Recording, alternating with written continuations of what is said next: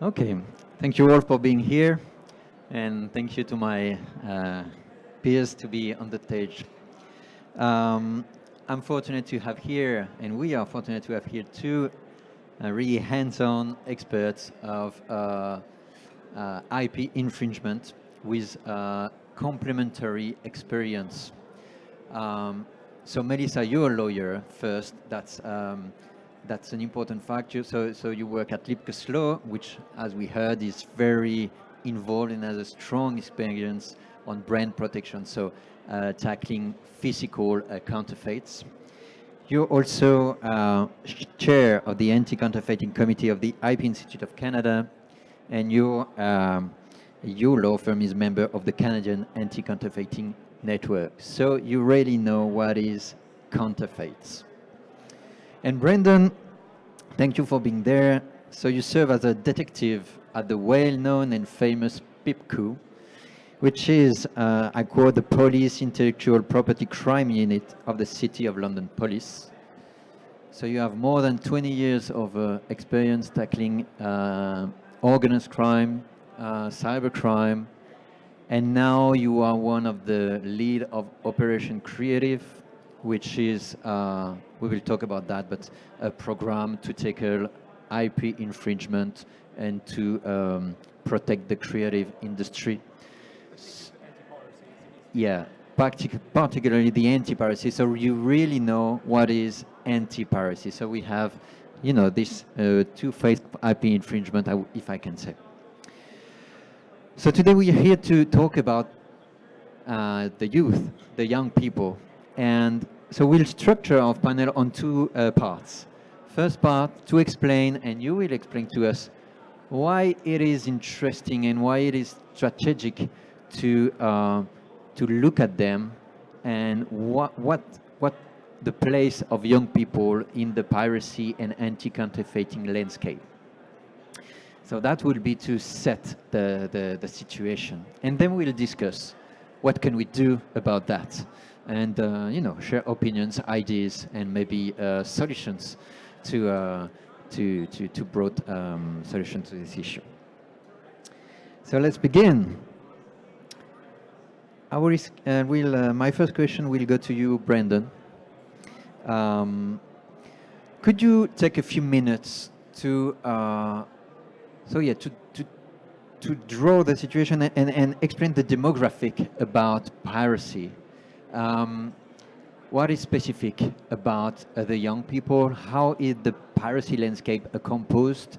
And maybe based on your experience and recent studies, can you explain in which extent young generation are more likely to consume infringing content? Yeah, well, for the infringing content side, let me just explain what... I think it's working. Yeah. Is that working? Try again? Is that working? Can you hear? Yeah. Oh, okay.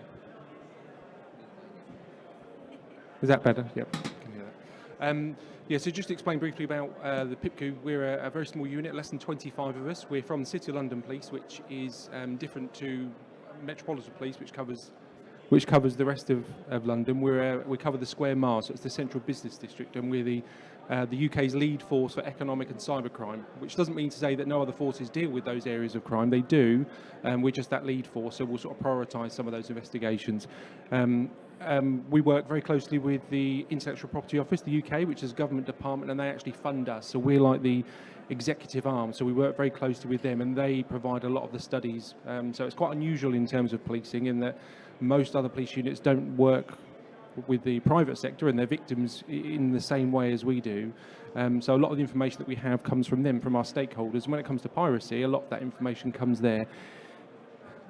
I'd say piracy is a little bit harder to determine the demographic really with that, except for something like IPTV, because you're relying on inconsistent data a lot of the time for the online consumers, whereas the counterfeit goods side is a bit easier. So the IPO, they do a lot of studies in that. We rely on the European IPO as well, and the World IPO, the WIPO, EU IPO, they provide a lot of studies into particularly counterfeit goods. Piracy is probably a little harder to try and determine, but I'd say that the demographic of that is quite wide and varied. I know with the counterfeit goods side, certainly all the reports that we have are focused on the younger generation as being the larger consumers about that. Just sort of repeat the question.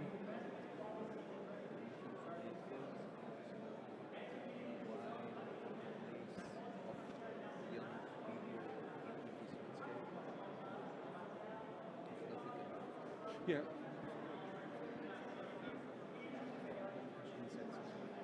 So for the counterfeit goods side of it, as we're sort of looking at the younger demographic, I think the EU IPO studies have shown that while there's been an increased wariness of general consumers for counterfeit goods, there seems to be a disproportionate or disconnect certainly for the younger generation, that they're more likely, I think half of them are more likely to buy things that they know are fake. And I think one of the deterring factors for that is price point. So that would be the reason that they'd go to it, but it'd also be the reason that would put them off of it. And I think the UK IPO have also done a study. I think they're on the third wave at the moment. The most recent report, which was at the beginning of this year, I think, is the most recent one.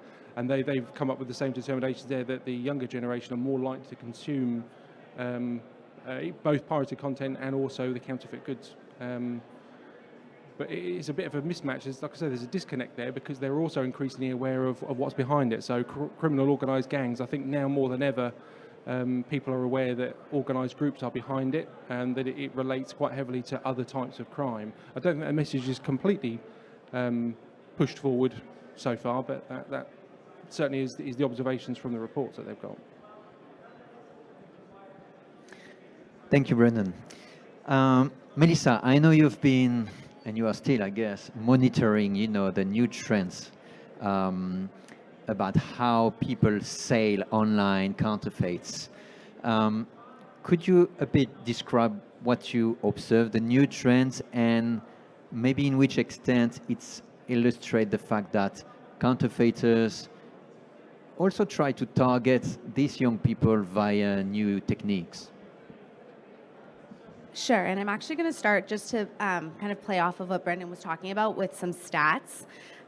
So also before I get into some of these stats, when I reference Gen Z, also called post-millennials, those are people born between 1997 and 2012, and millennials would be considered individuals born between 1981 and 1996. So just when I reference those terms, that's the demographic that we're dealing with. So the majority, 97% of Gen Z consumers say that they now use social media as their top source of shopping inspiration. 65% say that they use social media to find content, and 61% are specifically interested in watching more video content. Additionally, and this is EU-based, when 22,000 15 to 24-year-olds living in the EU were surveyed, 52% said that they purchased at least one fake item in the last 12 months, and 37% admitted to knowingly purchasing a fake. So these weren't individuals that bought a fake by accident or didn't know. 37% knew what they were purchasing, and 27% admitted that they just don't care. So I find these stats a bit alarming, although I'm not surprised, because to kind of, again, to play with the stats and what Brendan just went over, social media right now is the main source with respect to finding and also purchasing goods, counterfeit goods. So the three main trends that I'm seeing are hidden links, live selling, and something that combines the two, which are dupe influencers. So with respect to hidden links, a hidden link in the sense of counterfeit goods it's based on the buy this, get that model. So essentially you're given, or you're looking at videos and you're like, okay, look at this pair of shoes or designer handbag, and then when somebody links the product, it can take you to a page that actually has a plain white t-shirt. But because you know that individual A and individual B purchased using this link, selecting color red, size large, they actually received a handbag or an electronic device. So that is what a hidden link is. And what's interesting and what's really driving this for youth and for on social media is the fact that you can have so much inter-platform connectivity. So you can promote a video on YouTube or a a story on Instagram, and then that will link you to either a third-party marketplace or maybe another social media profile. So there's just so many ways now that platforms and marketplaces have integrated this availability to young consumers, or targeting young consumers, that it's very easy to find and shop with respect to counterfeit goods. Another trend, and again, this would be very similar, is live selling. So live selling is very difficult to detect and enforce because it goes away. So live sellers rarely save their live sales to their platform page. So let's say Facebook, by way of example, if an individual is selling on Facebook, they don't necessarily need to keep that sale live. Once the sale is over, it's done. So if you are in the brand protection space or you have clients that are interested in enforcing these rights, you have to be very savvy and use proper techniques when investigating, because you're going to need to find this content and then properly report it. If not, these types of accounts typically have live sales, in another week or so, or they have the same time and date week to week, and that information is shared on, let's say, a Reddit or a different closed Facebook group. So there's just a wealth of information available to young consumers, especially because of all of this new functionality. And another trend that we're seeing, which is I think the most alarming, are influencers. So influencer in the sense is someone who influences you to purchase something. The term, actually, fun fact, was added to the dictionary in 2019 as a job title. Because prior to that, obviously, influencer was always a word, but it wasn't until recently that it's also an occupation. So what dupe influencers do is they promote dupes, which is short form for duplicate. But how Gen Z views dupes versus how other generations view dupes is now very different. And it is concerning because a lot of times you have these influencers that you don't necessarily need to be an athlete or a celebrity to be considered an influencer. But you have these people with tens of thousands or hundreds of thousands of followers, and they're promoting these goods that you can buy on any platform, Amazon, eBay, Alibaba, but they're not dupes, they're counterfeit.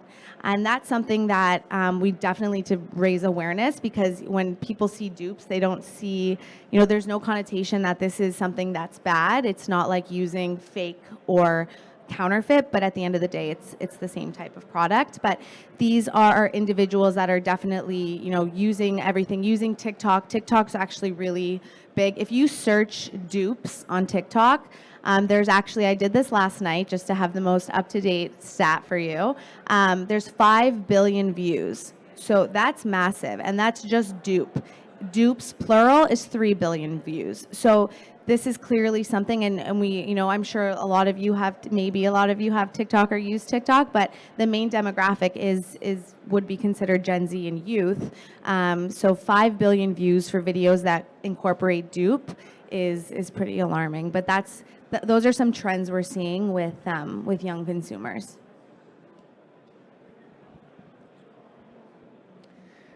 Thank you. Well, maybe another question for you, Melissa, about this, the consumers of this content. So, of course, when they buy dupes, they know it's dupes. But when they buy counterfeits, do you think they buy it willingly because they want counterfeits? Or, what's your opinion about that? And what are their, in your opinion, the common misconception about the consumers?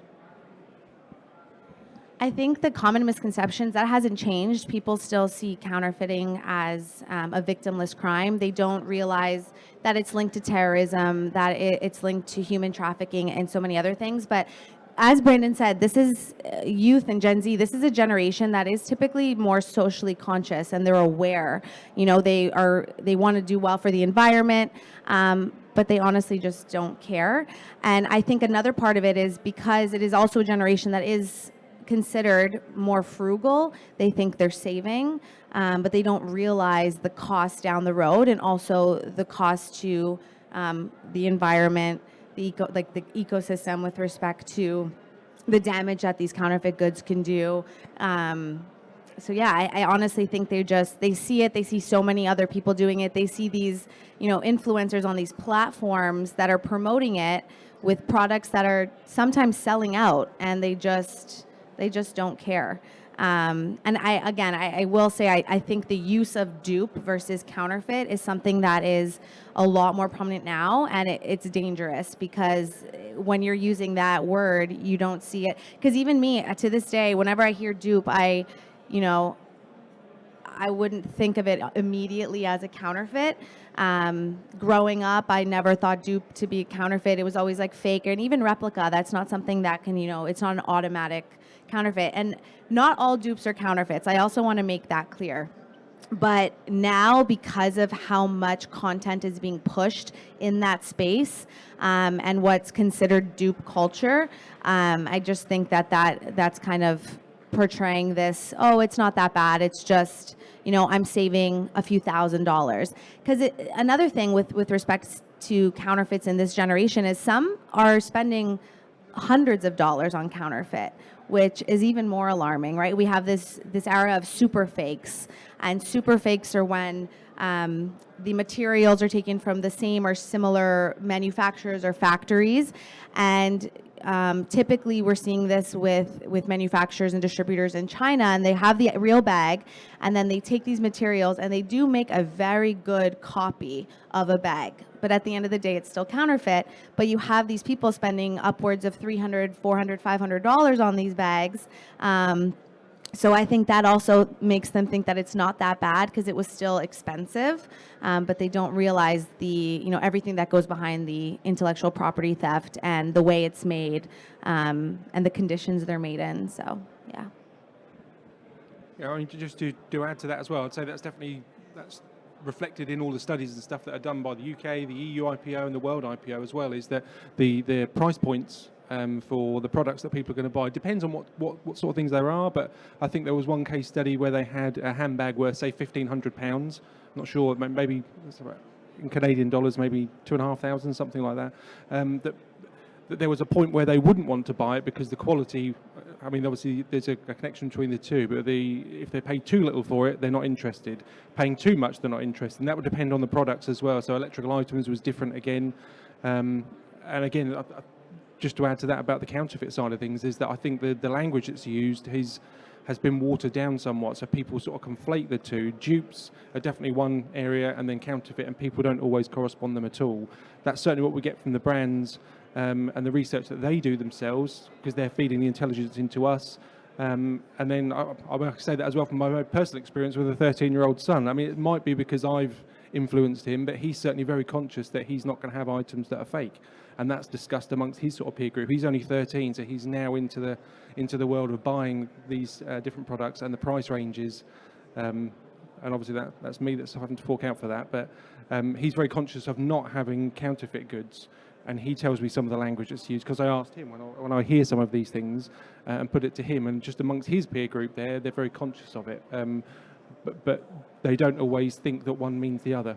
And obviously at that age group, they don't really know the harm that's done behind it. But some of the studies that, because people are socially conscious, like you said, it's quite a surprise that the younger generation makes up the bigger proportion of those that are willing to buy these counterfeit goods. And I think maybe we don't push enough, and that can be a sensitive area with some brands of some products, because they come under criticism on their own about how things are manufactured and where they're manufactured and the conditions, etc. But I think if people are aware of some of the conditions that we find when we're going to certain places and executing warrants, and we're finding what we call badging factories, so a way that people will try and get around items being detected when they come through customs, because they're nearly always manufactured in places like China, Turkey, parts of the Middle East, and then they're brought into the UK. But to try and get around that, avoid detection, there'll be blanks. So there'll be a trainer that looks like a particular brand, but it won't have any of the markings on there. They'll be separate. And then they'll have what we call badging factories, which are people that are working in really, really poor conditions sometimes, quite surprising conditions. We don't think of that in the UK. We think of that in other parts of the world. But once they get here, they're okay, but that's not the case at all. And I think if people were more aware of that, and we put that out into the public domain a little bit more, they'd be quite shocked. I mean, there's a lot of crossover there with things like people smuggling. A lot of the people we find working there have been brought into the UK illegally, sometimes knowingly, sometimes not so. And we work quite closely with our Borders and Immigration Services as well, and they'll come and assist. And also the conditions that they're in, they're rat infested, and we can't even search some. We have to lock some off because they're just not safe places to work in. The buildings, they've altered them. So we have local authorities come through as well. And one of the other ways that we can get around some of the prevention and to stop people carrying on is having the buildings shut down because they're just not fit for purpose at all. So we'll get local authorities to come in and they'll condemn buildings sometimes, which would be a surprise for some people to learn, I think. Thank you. It's to me very interesting, these links you mentioned, both of you, with serious crimes, the conditions of the production and so on. I think we'll discuss, ideas to raise awareness, but I think that telling stories about the truth, about what's really going on, is very important to get the message. Do you have, from your experience, other stories when you observed, concretely these links between IP infringement and other kind of crimes, serious crimes? Yeah, when we attend some of the addresses, they're normally focused in certain areas. So we have parts of the north of the UK which has huge areas there that are a huge problem. This last 12 months, the local policing area there have been assisting greatly with disruption techniques because they're the quickest, most impactful way of doing it. Trying to prosecute those behind it can be quite a lengthy, long process, and I think that's probably the same in countries worldwide. When you're trying to mount a prosecution of someone, trying to gather that evidence when you've got lots of people that are obfuscating, they've got lots of methods of trying to avoid detection, etc. That can be really long and lengthy and take a long time, and then we're just not able to have the impact. So we have a lot of disruption techniques, and we've got something in the north, in an area called Manchester, which has got something called Up Vulcan, because it's definitely within a community area, and it has wider impact. So there, the focus is on disruption. So we they were executing large warrants, and they're just seizing goods. They're not even trying to arrest individuals, they're just trying to seize the goods, and we have lorry loads of them. We have to hire sort of 3-4 lorries a day just trying to cart away the goods, tons and tons of goods. I can't remember what the statistics are now, but there was a healthy budget being put onto that because that impacted on the wider community. And some of the offences that they were looking at, there were drugs offences as well. So large-scale drugs offences, as I said, human trafficking. I mean, some of the sort of eye-opening incidents while I've been in IP crime sort of take me back to when I worked in areas of counter-terrorism, in that one of the big issues there where we worked with our customs and immigration is that they'll be looking at the importation of counterfeit cigarettes. So they're obviously purchased or manufactured to be of very, very poor quality, massive health implications to the public. I think primarily their main concern was the revenue there that's lost, and that was the focus for our revenue and customs service. But there was a strong link there with counter-terrorism, which I learned while I was in that role, in that's used to fund terrorism, particularly like Northern Irish-related terrorism. A lot of the people that were involved in that, it was just a funding stream. And I remember back in the olden days, before streaming was very, very popular, like it is now, I think that was touched on the previous discussion, when people started to download things. But it was the old-fashioned DVDs. People would wander around just selling those, and every warrant we would ever do in relation to any crime, there would be counterfeit DVDs everywhere and CDs and things. So there's always been that link, I think, with counterfeiting, IP crime, and other types of crime. It's just a funding revenue, and certainly with the piracy landscape, I think that is different depending on the subject matter. So. Mentioned earlier on, Op Creative is anti-piracy initiative. We focus on the creative industry, so movie, music, gaming, publishing. The publishing industry, that has a very different... The people that we see behind that are very different, and the motivations behind that are different. Rather than just straightforward criminal organised gangs, they very much use those as vessels to deploy malware for lots of different reasons there, where they're trying to target sensitive sites that can go back to different parts of the world. As opposed to just criminal gangs. There's lots of strong links there that we have with crime and all types of crime and IP. I think that answers. Thank you. So do you have, I'm going to Melissa, ideas about how to leverage, these kind of stories or other message to really raise awareness. And also because I have the feeling that sometimes brands that are your clients or the brands you serve are a bit reluctant to speak about counterfeit piracy because they don't want the people to know officially that we can find their product for fake products. So who could do that? Would lawyers do that for the client? Would law enforcement do that? Or maybe the IP Institute of Canada? I don't know. What's your feeling about that? No, I definitely think the best way is to scare them, which is true. I remember when Netflix had that documentary called Broken, and there was an episode on counterfeit cosmetics. And I know what goes into counterfeit cosmetics. I've seen the studies, urine and windshield washer fluid, and I still walked away from that episode like, oh my, like that's awful. But I knew all about it.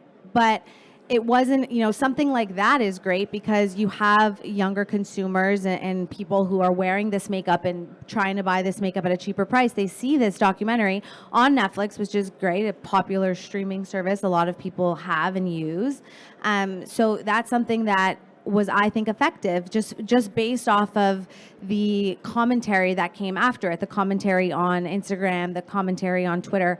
But I definitely think certain IP organizations like IPIC, for example, the Intellectual Property Institute of Canada, and INTA, International Trade and Marks Association, they have various committees that are geared towards these types of projects and campaigns that promote awareness and raise awareness. But I do also think it is important for brands because, aside from the counterfeit cosmetics, if someone wants to buy a counterfeit, designer winter coat, I feel like they're going to be less inclined to do that once they see that, oh, there's rat feces in that and urine, and that should be a deterrent. If it's not, that's a problem. But still, those types of stories and facts, and even with respect to the links to terrorism and organized crime and human trafficking, going back to the fact that the younger generation is more socially conscious than ever before. They have so much news and so many sources at their fingertips.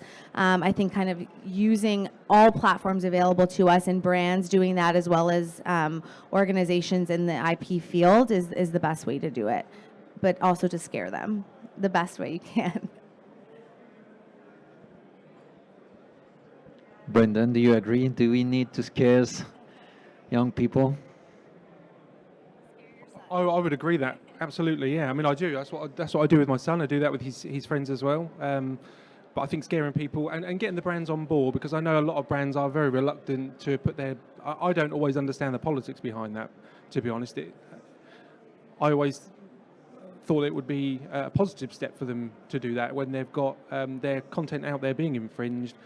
But often they'll rely purely on the trade bodies, the organisations that you say, that don't always mean that much to a lot of other people. When they see the acronyms of different organisations there speaking on behalf of the copyright holders, that doesn't really mean that much to the public. I think if the brands they recognise and know and want to pay money for, if they came forward to explain some of those issues, I think it would probably mean more to them and it would be more impactful.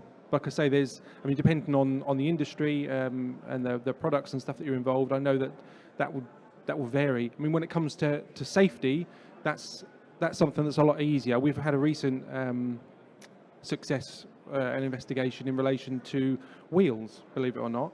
Large wheels that would normally fit like a Jaguar Land Rover, and it's not just an IP issue, it's a serious issue there when it comes to health and safety, because all the independent studies on the devices they've found, they obviously make these purchases of these counterfeit products, run them through their various tests, and as soon as they have an impact at, say, 40 plus miles an hour, that's it, that wheel will just completely collapse. So that was a massive public safety concern, and when that one comes forward, I think they're far more,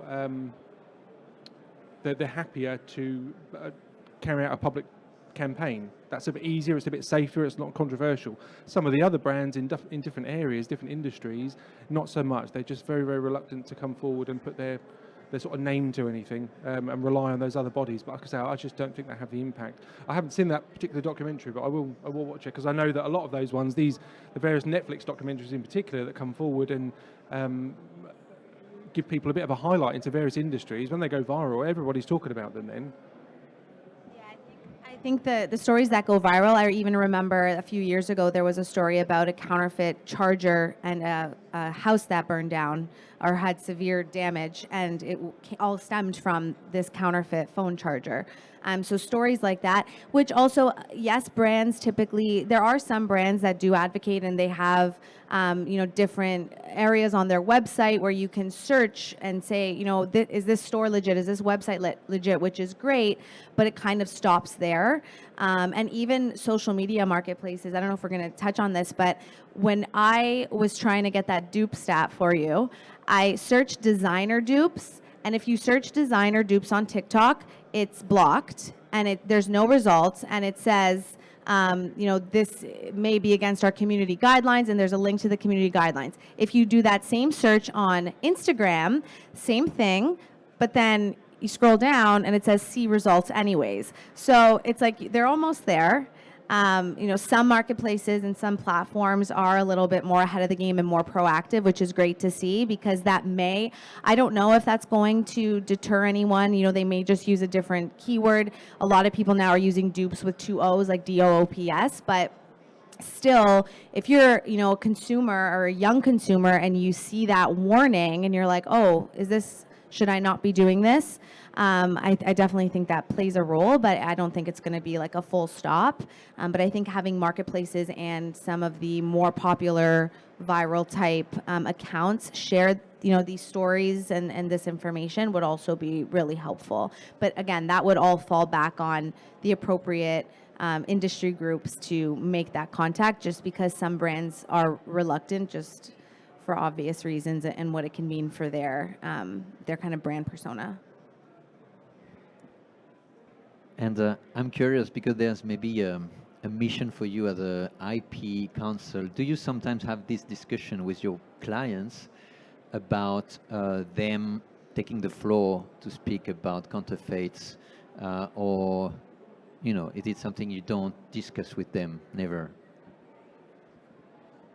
I mean, when we're discussing counterfeits, we always want to stop them, but there are definitely instances when, if you're dealing with maybe more along the lines of infringement, and nowadays and in the days of Reddit, you have to be very conscious of that, and you also have to be aware of your audience and who follows the brand, your target audience, because sometimes if let's say it's not someone necessarily selling counterfeit goods, but they're infringing on rights in some way, you don't want to send them this strongly worded letter that's going to end up on Reddit, or you're going to have someone do a review like they did on David and his analysis. So those are definitely important things to consider, but at the end of the day, you still want to enforce and use all possible options when it comes to counterfeit, because you do a lot of times have the health and safety issue.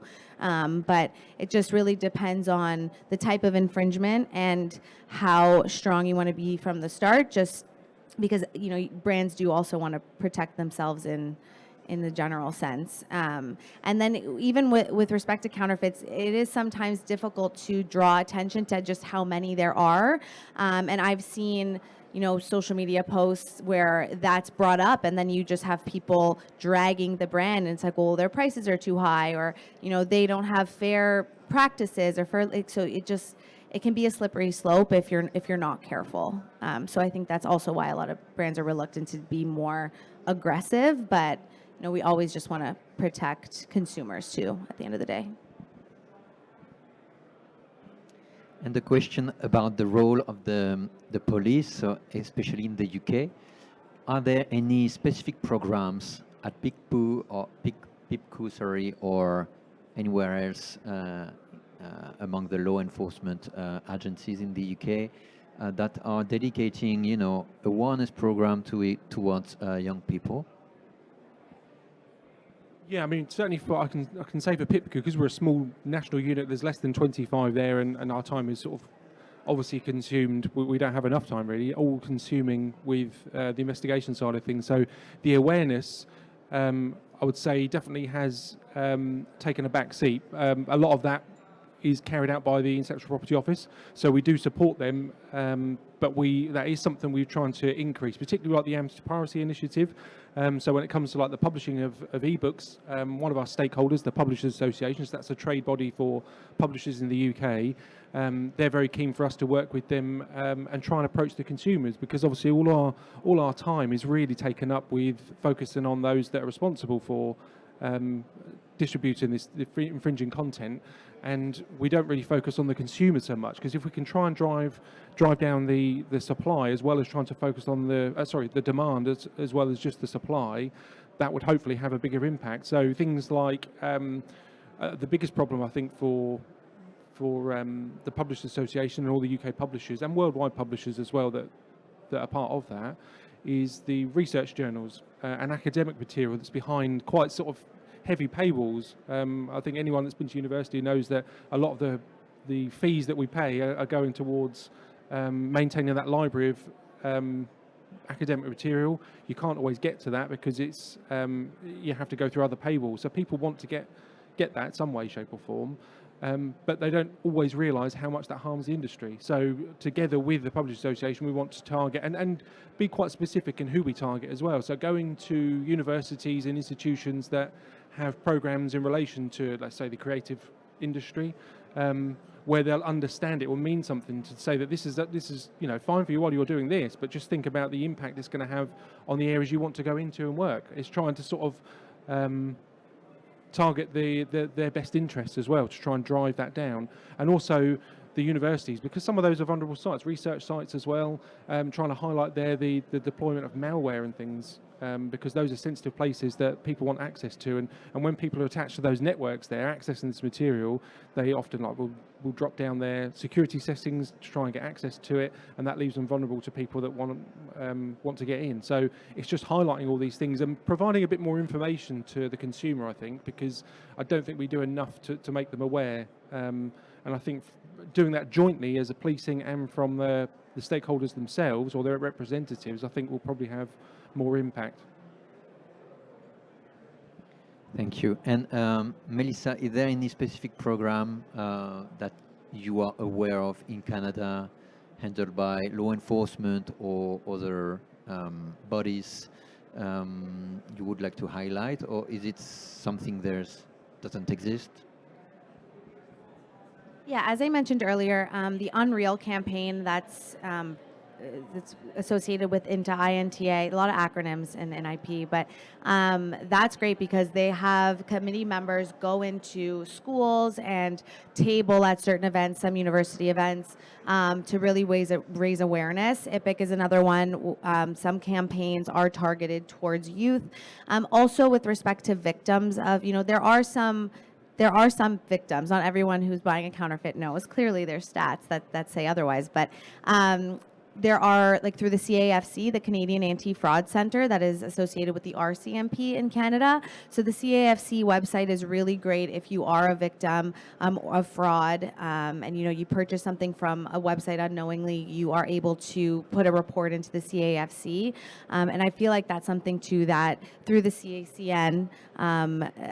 That's something else that we're really trying to raise awareness to in Canada to the younger consumers as well, because to stress what we've been discussing for the last 40 minutes or so, the more you have that involvement from police and from higher bodies, I think it does definitely draw a different light on the issue, and the fact that it is in fact an issue and a crime.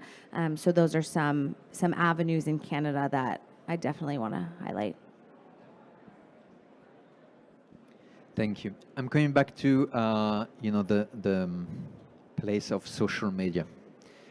So you both, if I'm correct, work with them, to disrupt piracy. I don't know if they are part of Operation Creative as well. Are you discussing with them ideas to use social media as a awareness body as well, and not just a vehicle to access this infringing content? Or do you have ideas about how to involve them in this cause? Yeah, I mean, I could say that we definitely deal with social media platforms to try and disrupt the infrastructure. When we're trying to disrupt some of the domains, they've obviously got that built into their platforms. A lot of the time that's quite proactive, because we curate a list basically on the operation that I'm on for anti-piracy. We curate a list of the sort of worst of the worst for our stakeholders, and we go through a process of disruption, and part of that is the social media, because obviously it's social media, same for counterfeit goods as well, that is driving the traffic to all of these different domains. So if we can target those and get rid of those, a lot of the time the people won't even end up on the pirate sites themselves. And I do find that IP crime can sometimes be, depending on what organisations you try to deal with, it doesn't have the same impact as other crime types. People don't, the victimless thing, I think you said that earlier on, amongst the consumers, but it's also amongst some of the industries that we want to try and work with, is that they don't always see IP infringement, depending on what area of the world that we're looking at, don't always see it as the same as, and understandably as well, because they'll look at things like terrorism, child abuse images. There'll be a priority placed on those, which is understandable. But what we do try to highlight to them is that there is a link between those two, that often some of these organised crime groups, from the information that we have, and we need to get more of, is to say that there's a link between them all. So we do have a good relationship for the most part. Often they'll be proactive in those, in what they do, because they have access to the list that we curate, and they'll do quite a lot there. With the social media output that we have a dedicated media officer that tries to put as much out there as possible, so that the consumers can see that and see what we're doing. So we use it in that respect. But I think there's probably a lot more that we could do to get the platforms on board, to try and run more campaigns, because so far they help us to try and shut down some of the accounts and things that are popping up. But in terms of trying to be more proactive in campaigns against it, I think we could probably do quite a lot more. So we need to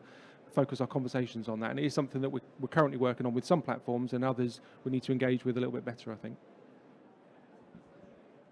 Yeah, I think the more information you share from a rights holder's perspective with a platform, the better position you're in, because they have more information and more data to make the appropriate changes, or to enforce certain keywords and things like that. Like I mentioned earlier, if you have, if you're blocking certain searches, but then you say see results anyways, you're halfway there, because you don't necessarily do anything to stop it. You just give them a little warning.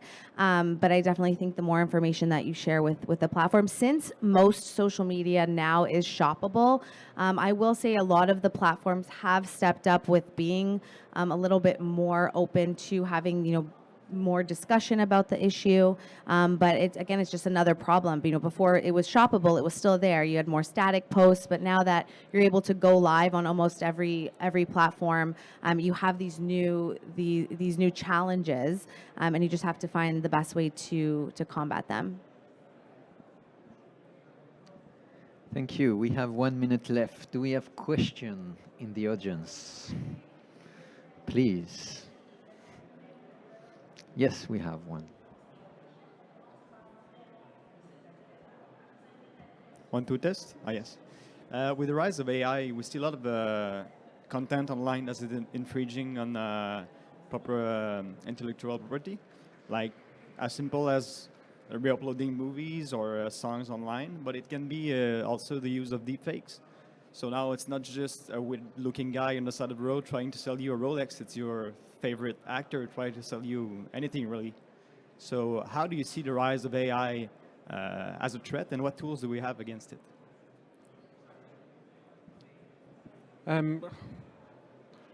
It is something that I've not seen too much of so far, certainly not reported by, because obviously all the stakeholders, all the brands have their own investigation teams, so they'll be collecting as much information as they can. So far, that's not been fed through to us in relation to AI, but it is something that we've had some discussions with some of the brands and stakeholders about, because we need to try to evidence that, because that's going to be a difficult one for us to...